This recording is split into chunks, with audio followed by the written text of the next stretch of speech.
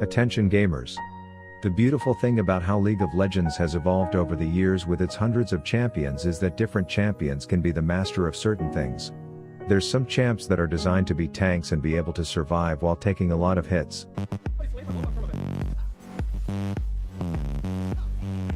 Then there's assassin type champs that are designed to hunt down and burst back line carries. There's the champs that are meant for quickly taking down objectives and towers. There's the support type of champs that excel at healing up champs quickly.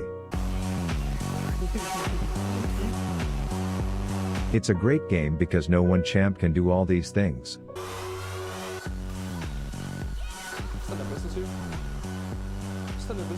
Today we are talking about the man, the myth, the lunatic Eloise that paints himself blue as a part of his mission to prove that Mundo MD is more broken than Elon and Donnie J's relationship by playing Moon and making dat dough on a fresh account all the way to Challenger. So as a student of the sport, I'm here to learn this complex strategy that can be broken down to by studying what he does and then trying to apply it in my piss pit elo as an ADC main who has never drooled over the top lane with this 9 to 5 Frankenstein before. So friendly reminder to put that subscribe button and let's get into it. So he starts every game the same way. Gwen Ben, please. And I guess when you dress like you've climbed the ladder in corporate America, people just listen to you like you're their boss, whereas when I tried this bullshit I got actual League of Legends players. But then the rest of Champ Select is typically a celebration for him. They are picking no percentage health damage. Enemy team comp dog shit against my champion. We are winner's queue. Enemy team did not select a good draft. You know what happens when you don't have a good draft against Mundo? And you have to respect the confidence, and while he may have been listening to Benny Benassi loops all game, the first play sounded a bit more like Rihanna. Just gonna stand there and watch me burn. But apparently this was a good death and I just wasn't thinking about it. Think about it. Think about it. Think about it. No, actually think about it. Are you guys thought about it? And I guess it's because he can just DoorDash express himself back to lane where he genocides the Red Robe Academy, commits a bit of statue vandalism while ignoring that dashing douche, and then continues to proxy. Some would say good death. And a normal level 5 would probably be satisfied with the one proxy, but this roided Wall Street banker lives by the motto push harder than last time, as if he watches Greg Doucette videos and it turns out the sequel to fuck around is almost always find out, and that's just what he does. That said, he comes back to lane and immediately welcomes a trade that to anyone with functioning eyeballs seems like total shit, but he clearly isn't worried. Yo, when I do W there, I hear like tra-la-la, tra-la-la. You hear it too? But his lane opponent isn't scared of a little slobber, as the coronavirus has been a dead meme for like 5 years now, as he goes full-blown Shin impact on the jacked accountant, and even though he receives a gank, the desire to whip one last phone book at the ninja gets him killed. To make matters worse, his jungler is about as useful as a screen door on a submarine.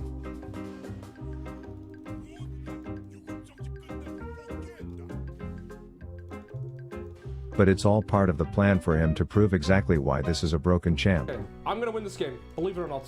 Believe it or not. I'm gonna win this game. Sometimes, as a streamer, I need to think about my audience. Actually, when I think about my audience, I'm like, how do I make a gameplay relatable for them? So, I put myself in a conscious deficit, where I started the game 0 to 3, to showcase you guys how you should play from a deficit. So I'm thinking sure I will play along, considering this man literally spray painted his fucking face for this. He clearly must know best, but I do have to say I wasn't exactly convinced when he started the game with 4 bloody hemorrhoids and 4 ugly deaths. Now what is death yet again? Just wait. It will all make sense. It will all make sense. Don't worry, chat. Don't worry. At this point the enemy Shen is so fed you'd think he works for the FBI, as Blue Tits here continues to pick losing trades as if he has a fetish for them, but turns out he's baiting, as he's the master of bait, the masturbator, which ends up still turning into a butt clencher. Spawn Daisy, we need extra Mannschaft. Oh! This funds his first item Warmogs, which immediately switches this to easy game mode for him, because any trade is basically a fat W when he practically has a Soraka shoved up his shithole from just one item, and this opens up opportunities to strategize. Now we do one quick stutter step. We do a quick phone call to Shen's mom. We have to go back to full HP right now. Oh, might as well press this too. Play a little bit with one hand. Oh, another good trade here by Shen. Oh, Shen. I'm not playing with one hand, just like I'm used to when playing with your mom. And now, in about a few seconds, I'll go back to full HP. Shen won't because I've warmed it. So despite him getting shit on worse than the cup in that video with 2 girls, he still gets first tower and continues pushing harder than a small child stuck inside a revolving door, as I'm trying to imagine how strong a 1 in 4 ADC would be 13 minutes into the game, while comparing it to the fact that half the enemy team is coming to try and stop him at this point. Hey, nice one, MVP. He's also attracting the attention of his own teammates now, as that lanky anorexic Daisy distributor pays him a visit, which results in that steel-covered tiptoeing ninja getting shafted, and then the Greek gladiator that got sky-mailed into the fight ends up getting kited like a piece of colorful nylon on a windy day, all while some hulked-up accountant with poor circulation chases him down whipping textbooks at him. The Fox does arrive, but at this point Mundo is full extrovert and isn't going to shy away from any social interaction.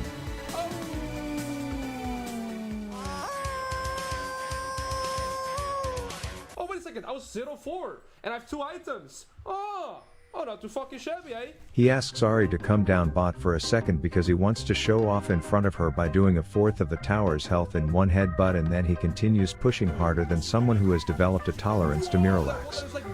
Once the troops arrive to play Mundo Balloon's tower defense, he can be seen mocking their measly attempts to bring him down, and while the camera doesn't show it, I can only assume his blue finger is just caressing his alt key as he baits them further and further in, waiting for the perfect time to hit a surprise and slap.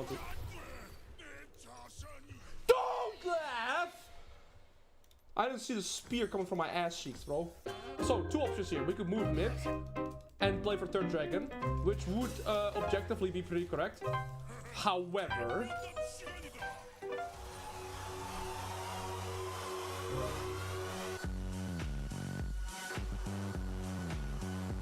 And despite a train wreck of an early game, there is now a tangible top diff present. The Shen, remember how he was 3-0? How is this guy still on 1 item and I'm about to buy my 4th? Because he didn't push, and I did. He can now take towers and engage wild pantheons without fear, all while having severe ADHD in team fights. Oh, I see backline. Oh, what's this? Oh, what happened to your preface? What happened to their preface? What happened to their backline? Oh, you know, what's wrong with you? Oh, barrier. Yeah, that was like, bro. Problem? But this top-heavy businessman with a humble upbringing of 4 deaths now has 5 levels on the bot lane with 7,000 health, 500 attack damage, and a built-in spell shield, which means Lux is now just there to provide him with more bucks that he can put in his briefcase. Chat? Can I open my suitcase? That's 1. Open up, you fucking bastard. Hey!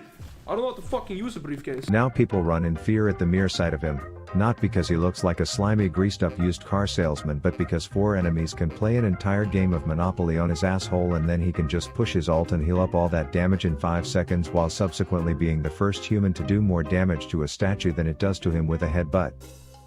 The game is essentially unwinnable for the enemy team, but he's doing a little bit of PvE to hit level cap when this happens.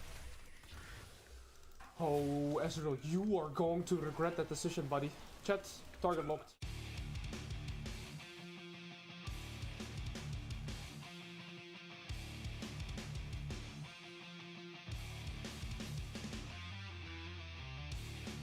And I guess that shows how even feeding more than a nursing mom's titty in the early game doesn't matter with this champ. You think you're safe in your base? Riot Games! Don't take a look at this. In a world of stale ass league content, I became an instant fan of this blue man, so when he said this. Okay, we gotta keep Mundo under the radar. Why did I just snort like a pig? Why did I just snort like a pig? So I need a few people right now to just play a few Mundo games. Just do like the little pushing thing, but make sure we lose. So that Mundo doesn't get instantly nerfed, okay, deal? I had to help him out.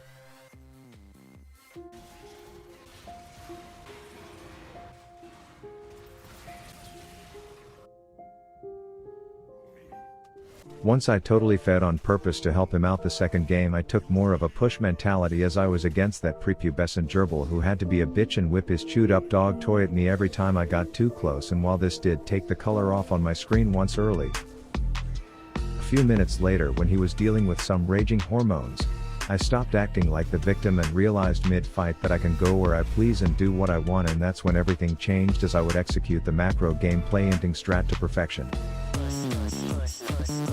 But soon enough I was learning the ways and remembering the lessons from the masturbator himself, and things were looking up. I popped my proxy cherry in this game, and when that fucking athletic guinea pig tried to stop me I would just go full-blown hungry actor in a Snickers commercial on him until he pissed off. I had the Mogs of War, which meant I could take trades with this ferret even when he was going through puberty, because I knew I would just heal back. Like an earthworm cut in half. While he was just a dead fucking insect, so I took his tower right in front of him, and then I proceeded to proxy more than a VPN. Knowing even if he called in backup like the little boomerang bitch he was, I could just ult and run out of there with Aston Hall speed. That smelly rodent knew he couldn't stay, so he had to peace out and let me piss on even more statues. When I did join in on my first team fight, I kind of just stood there and cleavered people, pushing random ass buttons in no particular order, thinking clearly anyone can do this, and the game was getting easier. I could now walk up to a tower and politely ask it where all its health went, and even though the game was close and the enemy team was getting global objectives, I stayed true to the strategy.